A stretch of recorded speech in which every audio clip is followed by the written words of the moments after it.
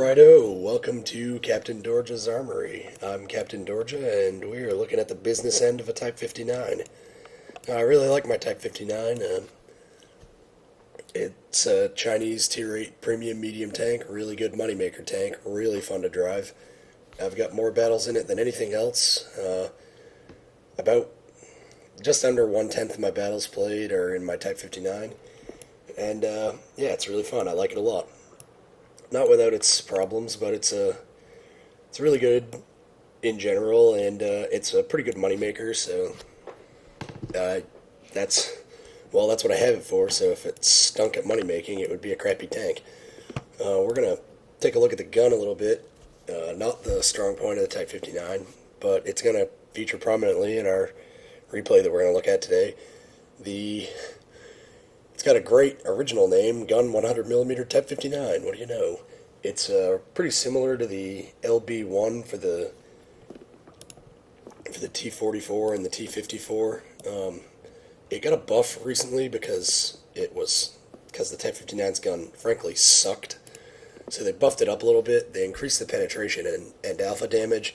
But as you can see, the rate of fire is about 1.5 rounds per minute less than the LB1. The penetration is only 6mm more, so it might as well be the same. The damage is 20 more, which is kind of nice, but it doesn't really make that big of a difference. The aiming time is substantially slower, and the accuracy is even worse. So, not a very good gun. What we want to look at right here, particularly, is the penetration. 181 penetration with standard armor-piercing ammo. 241 penetration with premium shells, and 50 penetration with HE. I don't normally use premium shells in any of my tanks, the two exceptions being the Super Pershing, because its gun is just absolute pants, and the KV-5, because when you have to go do the heavy tank thing with the KV-5, half the time you can't even damage your opponent by shooting their weak spots. So those are two tanks that I uncommonly use premium shells on. Most of the time I use them in case of E75. But I've started carrying 5 premium shells in my Type 59 and only 2 HE rounds. I used to carry 5 high explosive rounds and all the rest for armor piercing. But the match that I had that I'm going to show today kind of changed my opinion. What I used to keep the HE around for was when I absolutely positively had to reset a cap with any tank in the game in the cap circle. That's probably the most commonly used application for high explosive rounds, but I've made a new policy now where my Type 59 is going to carry gold ammo to do that because, well, why don't I just show you? Right, so here we are on Lakeville, standard battle in the Type 59 Tier 8 Chinese medium tank. The Type 59 gets preferential matchmaking because it absolutely cannot stand up in Tier 8 matches. It absolutely cannot stand up in Tier 10 matches. It has enough trouble in Tier 9 matches. So you always get good matchmaking in this thing, or else it's basically useless. Now, the thing about Lakeville is that I basically only like to fight in the town. The valley's always a death trap, and, well, the middle, you can get good sniping opportunities from it, but you're just incredibly exposed, so I never go there. I pretty much go town exclusively, and Type 59 you can play pretty aggressively. I'll slow it down to normal speed here as we get into the action. Now, I come around this corner with 2 mediums in front of me and a heavy on my flank, and I'm comfortable doing so because of this dead T21. And you can see where I'm positioned behind this T21 wreck. I've got the DB and the KV-13 to my front.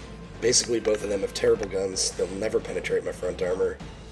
Essentially, they'll never penetrate. And with this KV-5, he doesn't really have any good shots because the T21 wreck. Kind of a risky move, but the KV-5's also got a crappy gun, so he probably won't pen my turret. As long as I stay behind the T21 wreck, or if I kind of charge down toward the other end of the church. So, Let's go. Let's fight it out with these two guys. Keep it moving a little. Keep it moving a little. And you can see I'm taking track damage. You can see shots coming in and hitting the walls or that wreck. DB puts one into my side there as I decide to just bum rush this KV-13. Unfortunately, I blew my own track off by ramming him. Let's go back to fixed camera now. Alright, those two have been polished off. We really just enveloped those two guys and just smashed them. But this KV-5 here, you can see me miss the shot on his R2-D2. This KV-5 is going to push our two mediums. Let me just expand the map here. Oh, that's the wrong button. Right. That KV-5's got nothing but mediums in front of him, and KV-5 can bully tier 8 mediums all day. So I realized that after missing my shot on the Super Pershing, and I decided to go try and help those mediums.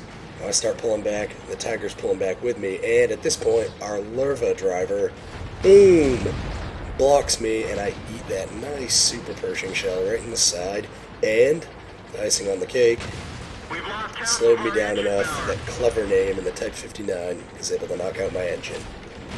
So, that Lerva just caused about 400 friendly damage and a lost engine. Thank you very much. Right, the sharp-eyed will notice there was just a heavy tank spotted on the middle. I did not notice that. I don't think anyone else on my team noticed that. I'm focused on killing this Type 59. I aim in. I should have never taken that shot. That was an auto bounce. But whatever. Fired it. Let's push in. Type 59, Super Pershing are both very good frontally armored medium tanks, but from the sides and rear, you can poke holes in them and make them look like Swiss cheese. And I'm in that fast medium, so let's do that little flanky thing, right? Here we go. Type 59 from behind. Boom. 290 damage and a tracking shot. A little bit of vengeance from him knocking out my engine. Well, yeah, there we go. Tanks in the middle. I just took a big hit from the middle. No idea what it was. That is when I finally noticed that our valley is getting overran and that the middle is uncovered. Oh, and look, an enemy Lerva. That is great. You can see on the mini-map, all we have is an Arty and a TD in our base, and our Arty just got killed. So the base is looking, basically, the base is looking like it's screwed. That Jagdtiger 88, it's a good tank destroyer, but he's about to come under attack by a Lerva, an IS-3, a Super Pershing, a T-71, and a T-50. So, not good at all. Everyone else is pushing in to the enemy base. You can see behind me that the ACMLE 1948 is coming back. The VK3002 DB eventually comes back, and so is the T-34-1. So our two heavies push into the base, we come back to defend. The Lerva's just been dealt with, but the Jagdtiger 88 is now getting flanked by the T-50. Now, the T-71 is also moving in. I expected the Jagdtiger 88 to face his armor against the T-71, because it's a higher, it's a bigger threat, basically. And the T-50, I was going to try and come up and deal with it, but fair play to that Jagdtiger 88, he probably thought that he would not lay back up, that he would have to do it himself, in which case ignoring that T-50 would have been disastrous. As it turns out, the Jagdtiger 88's under a lot of pressure from the valley.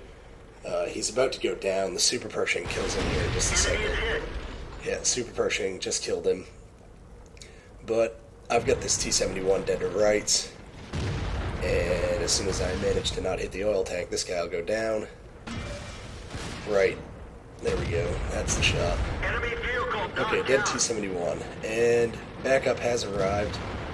The damaged DB, the damaged T-34-1, and the half-health ACMLE 1948. This is looking a lot better. So I back up. What I'm going to do here is I'm going to go down into this dip, take advantage of my low profile, and use some terrain to cover my sides from that IS-3. Because my side armor is very thin, and any gun that the IS-3 mounts, with the exception of the 100mm, which should never, ever, ever, ever be mounted to an IS-3, will one-shot kill me.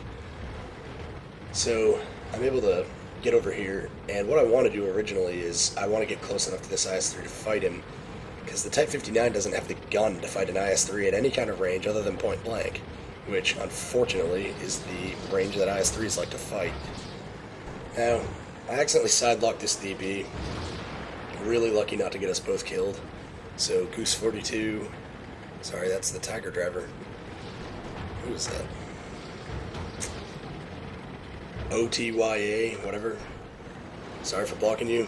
You definitely showed your discontent right there with that little maneuver. Anyway, at this point I realize we're never going to fight him. We're going to have to go for the reset. And let's slow it down here. I've loaded HE. I've loaded HE to fight this IS-3, because all we need to do is reset the cat. The DB goes for a reset, bounces, and the IS-3 kills him. So it's just me. Actually, the T-34-1 is still alive too. Now, HE rounds bounce off his turret. The way HE in World of Tanks is supposed to work is that when you fire it, the shell hits the enemy target, and it does a bounce calculation. If it hits at an auto bounce angle, it automatically bounces and doesn't do anything else. Now, if HE does not auto bounce, it is supposed to then do a penetration check, and if it fails to penetrate, it's supposed to explode on the enemy hull. But as you can just see, that didn't happen. And there we go, it just didn't happen again. My teammates are telling me to use HE. Well, I am using HE, and I'm not shooting at auto bounce angles. Obviously, I'm not going to penetrate an IS-3 with this thing's high explosive ammo, but all I need to do is deal 1 point of damage. My shells aren't exploding. What is going on? So I go up for attempt number 3. Now, I would try shooting at the Super Pershing, but I don't want to hit his spaced armor, because then I won't do any damage. And the IS-3 is an easier shot. So I try the IS-3 a third time. Look, the cap is at 99. My shell hits nothing. And my team starts raging that I'm a noob. Yeah, screw me. And the IS-3 kills me. Pretty awesome. And there you go. Noob 95. Oh my god. Use HE. Well, I did use HE. And you can see where I hit on that IS-3. 1 on the turret, 2 on the hull. Not at auto bounce angles. That should have been a victory, but from what I can tell, game mechanics just really screwed my team and we lost. So, yeah, about that high explosive ammo. Supposedly, as I said in that replay, when high explosive ammo hits, it checks for an auto bounce, and then it checks for penetration, which I knew my shells were never, ever, ever, ever, ever going to penetrate the front of that IS-3. Even without angling or anything like that, it was never going through. It's only 50 millimeters of penetration, and the IS-3's front hull is 120 millimeters thick. So, but that's the thing, I didn't need it to penetrate. I should have just needed it to hit where it wasn't going to bounce. And HE rounds aren't supposed to bounce unless it's an auto bounce. So unless I don't know the game mechanic, I just got screwed out of a win and an epic defender medal. And the people on my team think I'm a retard for it. So yeah, not happy about that. And consequently, I'll just use APCR. Premium shells with an average the premium shell penetration threshold, the lowest threshold on it is 181. That is almost never going to bounce off the front of an IS-3's hull. I could probably shoot it through the turret, but I wouldn't try. So, oh my word, just incredibly frustrating match. For some reason, the Type 59, Lakeville, and YouTube are just going together to equal pain, hate, and discontent. I don't know what's going on. So yeah, not the best match I've ever had. Not the most appreciative teammates of my hard efforts to win us the game. I really did want to win us the game, but unfortunately, doesn't always happen. Well, that's the end of this one. We're going to leave it on that note, and the next video probably going to feature this bad boy, because this thing is cool. Haven't had it very long, only got a few games in it, but really, who doesn't like a little bit of T95 action? So, that's it for now. This is Captain Dorja with Captain Dorja's Armory, and, well, just look at this T95. You can never have enough big guns.